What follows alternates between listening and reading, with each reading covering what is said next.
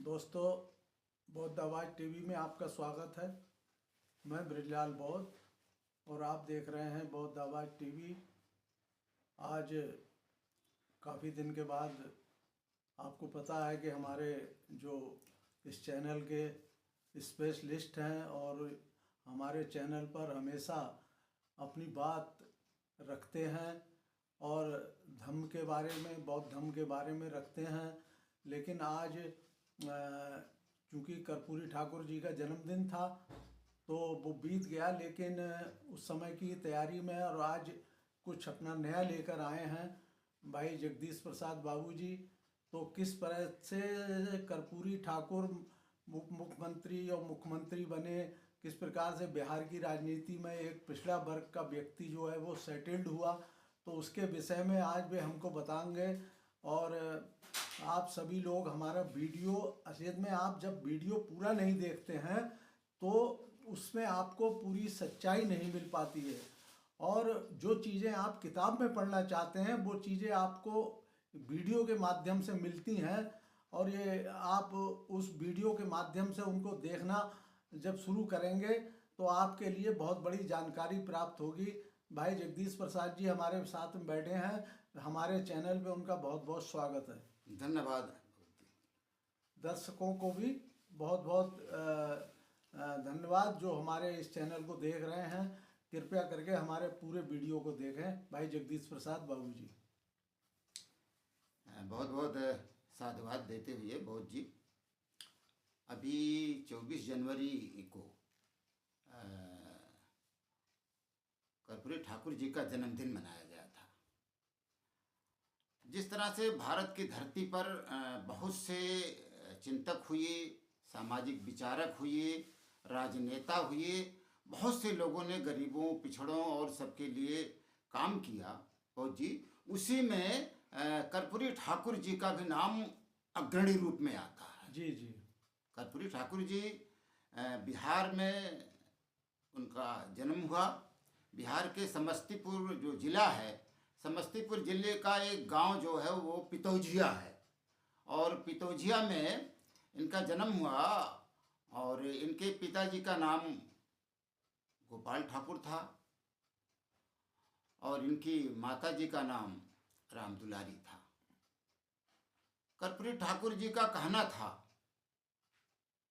कि जो सरकार, मैं यहाँ से शुरू करता हूँ अपनी बात मुख्य रूप से, कि कर्पूरी जी ठाकुर जी का कहना था कि जो सरकार इस देश में समतामूलक समाज नहीं बना सकती, जो सरकार इस देश की जनता को खुशहाली नहीं कर सकती और चेहरे पर लाली नहीं ला सकती, उस सरकार को तुरंत गद्दी छोड़ देनी चाहिए। ये कर्पूरी ठाकुर जी का कहना था। तो कर्पूरी ठाकुर जी का जो जीवन है वो बचपन से ही बड़ा संघर्षमय रहा। इनका परिवार जो है कोई धनी नहीं था, बड़ा गरीब परिवार था, बहुत ही पुअर कंडीशन इनकी रहती थी, लेकिन फिर भी ये राजनीति में गए। ये वैसे बिहार के किस जाति से बिलोंग करते थे कर्पूरी ठाकुर जी? क्योंकि ठाकुर लगा था इनके नाम में। हाँ, तो ये आपने अच्छा पूछा कि चूंकि ठाकुर लगाने का से एक भ्रम पैदा हो जाता है कि ये कौन से ठाकुर हैं। ठाकुर समाज के हैं, सिंह समाज के हैं, राजपूत समाज के हैं। लेकिन मैं आपको स्पष्ट बता दूं, कर्पूरी ठाकुर जी के जो पिताजी थे गोपाल ठाकुर जी, ये भी नाई का काम करते थे, और गोपाल ठाकुर के पिताजी जो प्यारे ठाकुर थे ये भी नाई का काम करते थे। और कर्पूरी जी पढ़ने नहीं जाते थे, समझा आपने? तो उनके बच्चे, एक बार कहानी बता रहा हूँ, कर्पूरी जी पढ़ने नहीं जाते थे तो उनके जो साथी कुछ खेलने कूदने वाले थे, स्कूल के साथी स्कूल में जाते थे, तो मास्टर पहले क्या करते थे, बच्चों को टांग के ले जाते थे स्कूल में, और जो बच्चे उनको टांग के ले जाते थे तो बड़ा उनको आनंद भी आता था, समझा आपने? तो कर्पूरी जी को भी एक बार स्कूल से मास्टर साहब आए और 5-6 बच्चे आए, कोई हाथ पकड़ रहा है, कोई पैर पकड़ रहा है, इस तरह से कर्पूरी जी को टांग के ले जा करके स्कूल ले गए। और उसके बाद से कर्पूरी साहब ने फिर घूम करके पीछे को नहीं देखा और कर्पूरी साहब जो अपने पढ़ाई में मन लगा लिया। इनकी शादी भी बचपन में हो गई थी। जी कर्पूरी जी की शादी बचपन में हो गई, और बचपन में जब इनकी शादी हो गई तो इन्होंने प्रण कर लिया, बहुत जी जी ये प्रण कर लिया कि मैं गुलाम भारत में गुलाम बच्चे नहीं पैदा करूंगा किसी भी कीमत पर। और ये सत्य है कि कर्पूरी ठाकुर जी के जो 2 बेटे हुए, एक बेटी हुई, और वो आज़ादी के बाद ही 2 बेटे और 1 बेटियां हुई। एक बार का मैं किस्सा बता रहा हूँ, सन 1938 का। 1938 में समस्तीपुर में ही रामानंद मिश्र जी ने छात्रों की एक सभा बुलाई थी। जी और छात्रों की सभा में जब उन्होंने अपना भाषण दिया, जी उससे पहले उन्होंने कहा, लोगों ने कहा कि कर्पूरी को बुलाओ, कर्पूरी ठाकुर को। तो कर्पूरी ठाकुर जी मंच पर खड़े हो गए। जी जब कर्पूरी ठाकुर मंच पर खड़े हुए, आप ये विश्वास नहीं मानेंगे कि कर्पूरी ठाकुर का भाषण इतना क्रांतिकारी था। जी कर्पूरी ठाकुर का भाषण इतना क्रांतिकारी था कि लोग दंग रह गए। और रामानंद मिश्र जब उनको देखा तो कहा, अरे ये बित्ता भर का आदमी इतना क्रांतिकारी, और उनको गले लगा लिया कर्पूरी ठाकुर को रामानंद मिश्र जी ने। और वहीं से लोगों ने इनकी पहचान एक छात्र नेता के रूप में हो गई। और कर्पूरी ठाकुर मालूम है कक्षा 9 पढ़ रहे थे। जी कर्पूरी ठाकुर कक्षा 9 पढ़ रहे थे। तो कर्पूरी ठाकुर का इतिहास जो है, कर्पूरी ठाकुर के पढ़ाई का जीवन जो बहुत ही क्रांतिकारी रहा। यद्यपि वो क्लास में बहुत अच्छे डिवीजन से नहीं पास होते थे, क्योंकि वो नेतागिरी भी करते थे। समझा है? जब ये बीए में पढ़ रहे थे तो गांधी जी से ये बहुत प्रभावित हुए, और गांधी जी से प्रभावित होने के बाद कर्पूरी ठाकुर ने अपने बीए की पढ़ाई छोड़ दिया। बीए की पढ़ाई छोड़ दिया, और जब स्कूल नहीं जा रहे थे तो प्रोफेसर सिन्हा थे, तो उन्होंने सोचा कि ये पढ़ाई नहीं पढ़ रहा, क्या बात है, गरीबी के गरीब तो हैं ये कर्पूरी ठाकुर, तो कहीं ऐसा तो नहीं है किसी और कोई कारण से, गरीबी के कारण या किसी कारण से स्कूल नहीं आ रहा। तो एक बार रेलवे स्टेशन पे मिल गए इनको। जब रेलवे स्टेशन पे मिल गए तो पूछ रहे, भाई कर्पूरी तुम स्कूल क्यों नहीं आ रहे हो? तो उनका, साहब अब मैं स्कूल नहीं आऊँगा, मैं अब राजनीति में आ गया हूँ। देश की आज़ादी में मैं गांधी जी का साथ दे रहा हूँ, और मैं गांधी जी के साथ मरने और मिटने को तैयार हो गया हूँ। यह कर्पूरी ठाकुर जी का नारा था। उन्होंने अपना स्कूल जाना बंद कर दिया। संयोग की बात से बहुत गरीब परिवार के थे। इनके माता पिता ने भी इनको बहुत समझाया कि भाई नौकरी वोकरी कुछ कर लो भैया, नौकरी कर लोगे तो हमारी कुछ थोड़ी से परेशानी खत्म हो जाएगी, हमारी गरीबी खत्म हो जाएगी। तो कर्पूरी ठाकुर नहीं माने। तो इनके स्कूल के जो अध्यापक थे उन लोगों ने भी कर्पूरी ठाकुर को कहा, भाई नौकरी कर लो, राजनीति भी करो, नौकरी भी कर लो। क्योंकि उस वक्त नौकरी मिलना भी आसान था, इंटर कर ही चुके थे, बीए ये छोड़ चुके थे। तो कर्पूरी ठाकुर ने मालूम भाई साहब क्या कहा कि जिस देश में हजारों लोग गुलाम रहते हैं, जिस देश में लाखों लोग गुलाम रहते हैं और हजारों परिवार रोज भूखे सोते हों, तो मैं एक परिवार की परवरिश करके क्या करूंगा? ये कर्पूरी ठाकुर ने कहा कि मैं एक परिवार की परवरिश करके क्या करूंगा? जैसे और लोग सो रहे हैं वैसे हमारे भी परिवार सोएगा। देश की आज़ादी में मैं भाग लूंगा और देश को आज़ाद कराऊंगा। आपको विश्वास नहीं होगा कि कर्पूरी ठाकुर जी 1942 में गांधी जी के साथ आंदोलन में भी थे। उनका नारा था, एक बहुत बढ़िया उनका नारा था कि हक चाहो तो लड़ना सीखो, हक चाहो तो लड़ना सीखो, हक चाहो तो लड़ना सीखो, समय समय पर अड़ना सीखो, और जीना है तो मरना सीखो। ये कर्पूरी ठाकुर का नारा था। और ये सब नारों के साथ बहुत फेमस हो गए थे वो कर्पूरी ठाकुर। छात्र नेता के रूप में कर्पूरी ठाकुर का जीवन बहुत ही बढ़िया था। और उन्होंने अपने देश की आज़ादी के कारण उन्होंने नौकरी नहीं की। और पहली बार 1952 में कर्पूरी ठाकुर जी विधानसभा को चुनाव लड़े बिहार से, क्योंकि छात्र नेता थे। तो ये उस समय कौन सी पार्टी से लड़े होंगे चुनाव? कर्पूरी ठाकुर जी कांग्रेस से नहीं लड़े थे। अच्छा ना, हाँ, गांधी जी की तो कांग्रेस, हाँ गांधी जी, लेकिन वो किसी कारणवश उस वक्त गांधी जी की पार्टी से ना, क्योंकि बीच में वो कर्पूरी ठाकुर जी बाबा साहब की अंबेडकर की विचारों से बहुत फेमस थे, जी। समझा आपने। हाँ, गांधी जी को छोड़ दिया तो फिर छोड़ा नहीं उन्होंने। हाँ। ना, गांधी जी को नहीं छोड़ा, रहे तो उनके साथ में ही। हाँ। लेकिन बाबा साहब के पढ़ा, बाबा साहब के विचारों को जब उन्होंने सुना, मीटिंगों में जाते थे वो, ऐसा नहीं जाते थे, तो उनके विचारों से बहुत प्रभावित हुए। तो उसी समय आचार्य नरेंद्र देव इत्यादि सब लोगों ने कोई नई पार्टी बनाई थी और उस पार्टी से ये लड़े थे। इन्हें गिने चुने लोग ही लड़े थे। अच्छा। 1952 में। और 1952 में जब ये लड़े थे तो चुनाव ये जीत गए थे। और 1952 से चुनाव लड़ते लड़ते कभी ये चुनाव हारे नहीं और अंतिम तक चुनाव रहे। बीच में वो सांसद रहे और 1967 में ये पहली बार बिहार के उप मुख्यमंत्री बनाए गए। 1967 में पहली बार ये बिहार के जब उप मुख्यमंत्री बनाए गए और फिर उसके बाद 1971 में, 1970 और 71 में ये बिहार के मुख्यमंत्री रहे। पहले उप मुख्यमंत्री बने 67 में, पहले, फिर उसके बाद 70-71 में बिहार के मुख्यमंत्री बने। लेकिन उस वक्त जनसंघ ने इनको धोखा दे दी। जनसंघ साथ थी इनकी, क्योंकि कांग्रेस नहीं थी, जनसंघ इनके साथ थी। तो उस वक्त जनसंघ ने किसी कारण से इनकी कार्यशैली को देखकर, अन्य बहुत कारण है, उसमें लंबा हो जाएगा, तो उन्होंने अपना जनसंघ ने साथ खींच छोड़ दिया, तो इनकी सरकार गिर गई।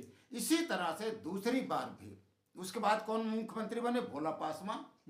हाँ, भोला पासवान ने उस वक्त बहुत बढ़िया काम किया था कि उन्होंने पिछड़ों के आरक्षण के लिए एक मुंगेरी लाल कमीशन बना दिया था जी। मुंगेरी लाल कमीशन बना दिया। लेकिन जैसे ही कर्पूरी ठाकुर 77 में मुख्यमंत्री बन गए, जैसे कर्पूरी ठाकुर जैसे ही 77 में मुख्यमंत्री बने, तो 77 में मुख्यमंत्री बनते ही तुरंत कर्पूरी ठाकुर ने उस मुंगेरी लाल कमीशन की रिपोर्ट को पढ़ा और पढ़ने के बाद उन्होंने 26% आरक्षण दे दिया बिहार के अंदर। पिछड़े वर्ग के लिए इन्होंने 26% आरक्षण दे दिया। लेकिन जब 26% आरक्षण केवल पिछड़े तो नहीं था, ना ना ना ना, इस 26% आरक्षण में जो था इसको कई हिस्सों में बांट दिया था उन्होंने। मैं बताऊं आपको, 20% इन्होंने बैकवर्ड को दे दिया, 20% इन्होंने बैकवर्ड को दे दिया और 20% और 3% इन्होंने महिलाओं को दे दिया था शायद। अच्छा। और लेकिन 3% इन्होंने गरीब सवर्णों को भी दिया था आरक्षण, ऐसा नहीं है जो आज लोग चिल्लाते हैं कभी कभी EWS में 10% को, और फिर आरोप भी लगा देते हैं बहन जी को। बहन जी चाहते थे, कर्पूरी ठाकुर भी चाहते थे, और कर्पूरी ठाकुर जी ने भी 3% आरक्षण गरीब सवर्णों को दिया था। तो इस तरह से इन्होंने 3-4 भागों में इन्होंने बांट दिया था। लेकिन उसके बावजूद भी जो सवर्ण समाज के लोग थे, सामान्य जात के लोग थे, उन्होंने कर्पूरी का विरोध कर दिया था। विरोध तो जातिवाद की वजह से जातिवाद की वजह से, जाति से, हाँ, जबकि गरीब सवर्णों को उन्होंने 3% बिहार में आरक्षण दिया था, केवल बिहार में था। जैसे आज पूरे भारत में 10% है, तो उस वक्त केवल बिहार में 3% था। लेकिन इस बात को लेकर के नाराज हो गए, क्योंकि उसी समय ही पहले काका कालेकर की आयोग की रिपोर्ट आई थी, उसको टाल दिया गया। जब मोरारजी देसाई प्रधानमंत्री बने तो उसको टाल दिया गया। तब जाकर के ये बिंदेसी प्रसाद मंडल, बीपी मंडल आयोग बना, तब उसके जाकर के दूसरी बात हो जाएगी, मंडल कमीशन लागू हुआ। लेकिन उसके बाद जो है, जैसे ही जनसंघ ने इनका साथ छोड़ा, तो साथ छोड़ते समय बहुत भद्दी गालियां दी इनको, बहुत भद्दी गालियां दी, और इतनी गालियां दी कि कहने में भी शर्म आती है। एक ने तो यहां तक कह दिया था कि यह आरक्षण कहां से आई, यह आरक्षण कहां से आई। कर्पूरी, बीच में मैं नहीं उस शब्द का इस्तेमाल करूंगा, किसके लिए क्या, बीआई। अब आप समझने वाले समझिए कि यह आरक्षण कहां से आई। कर्पूरी की, मैं छोड़ दे रहा हूं उस एक शब्द को, बीआई शब्द था। और कर्पूरी, पूरा कर, छोड़ गरीबी गद्दी धर, छोड़ गरीबी गद्दी कर कर्पूरी पूरा कर, छोड़ गद्दी छूरा धर। छूरा जो दाढ़ी बनाते नहीं है, छोड़ गद्दी और छूरा धर, और एमए करेंगे, बीए करेंगे, एमए करेंगे, बीए करेंगे, कर्पूरिया को बांस करेंगे, कर्पूरिया के बांस करेंगे। अब वो शब्द मैं ही कह सकता। एमए करेंगे, बीए करेंगे और कर्पूरिया को बांस करेंगे। दिल्ली से भेजा संदेश, कर्पूरी केस बनावे और भैंस चरावे राम नरेश। उत्तर प्रदेश की घटना है राम नरेश। किसी दिन आप कहेंगे तो राम नरेश पे भी कहूंगा। हाँ, तो और एक जगह इनको कहा गया था कर्पूरा गद्दी छोड़ो, कर्पूरा गद्दी छोड़ो और छुरा लेकर दाढ़ी बनाओ, ये शब्द भी कहा गया था। तो इस तरह से जब इन्होंने आरक्षण उस वक्त भी दिया था, लेकिन सामान्य वर्ग के कुछ लोग जो जातिवादी मानसिकता के थे, ऐसा नहीं कि सब कर्पूरी को नहीं मानते थे, लेकिन सामान्यवादी वर्ग के लोग जो जातिवादी मानसिकता को मानते थे, जो लोगों से घृणा करते थे, कैसे समाज में उन्नति हो, कैसे समाज में बढ़े, और कर्पूरी ठाकुर बड़े गद्दी गांधिया दी। और मैं एक बता रहा हूँ, एक बार ये क्या नाम है, मुख्यमंत्री नहीं थे उस वक्त, मुख्यमंत्री थे श्री कृष्ण जी। और जब श्री कृष्ण जी मुख्यमंत्री थे, नहीं ठीक है, ये उप मुख्यमंत्री थे, मुझे याद आ गया, ये उप मुख्यमंत्री थे। तो श्री कृष्ण जी ने वही 53 में नहर कर लगा दिया था, 53 में नहर कर लगा दिया। तो देखिए, अपने ही मुख्यमंत्री, जहां पर उप मुख्यमंत्री है, जहां पर ये उप मुख्यमंत्री हैं, अपने ही मुख्यमंत्री के खिलाफ इन्होंने एक क्रांतिकारी भाषण दिया और अंत में किसानों की पंचायत बुलाई और तमाम लोगों की पंचायत बुला करके नहर कर वापस करवाया। नहर कर जो है वो वापस करवाया। और भाई साहब, इन्होंने ये उप मुख्यमंत्री रहते, एक बार इन्होंने ये शिक्षा मंत्री भी थे, उप मंत्री रहते, वित्त मंत्री, शिक्षा मंत्री थे, तो इन्होंने हाई स्कूल तक के बच्चों का फीस माफ भी करा दिया।